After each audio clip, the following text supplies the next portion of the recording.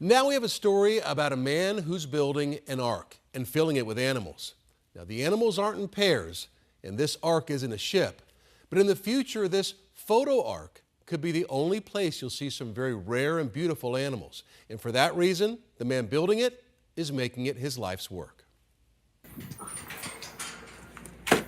Bebop, the bicolored spined porcupine, is not your typical cover model, but one of the most famous photographers in the world came here to the valley to get a perfect shot. We photograph tigers and gorillas and elephants, but really the photo ark's built for the smaller things that people will have never heard of before. Joel Sartore is working on an ambitious project called Photo Ark, a plan from National Geographic to photograph all 25,000 species of animals known to be in human care. And he works with a lot of the smaller ones.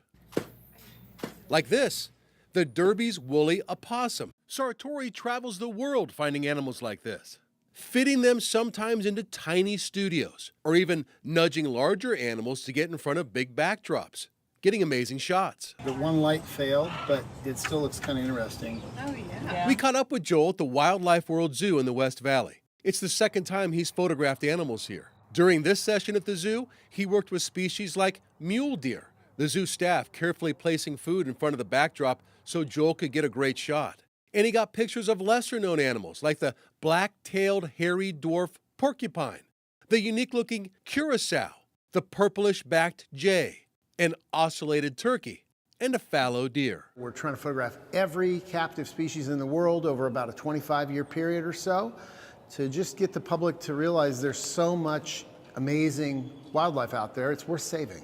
It's really worth saving. Sartore spent 2 days here in the valley, crossing nearly a dozen animals off of his list, adding to the ark. He spends a lot of time in zoos for his work and thinks they serve a very important purpose in this digital age. A good zoo where there's abundant attention and care and a lot is an education center. They're not only conservation centers, but they are teaching the next generation that these animals are amazing. And I just think when we lose good zoos, good aquariums, and that educational component where people can go and see and smell and hear, sometimes touch a wild animal, it changes people. It makes them realize that it's a really big deal to save these and their habitats. With a little more than 8,000 animals left to photograph to reach his goal, Sartore always has to look ahead to completely load up the ark. It's all fascinating to me, and people ask me what my favorite is, and I always say the next one.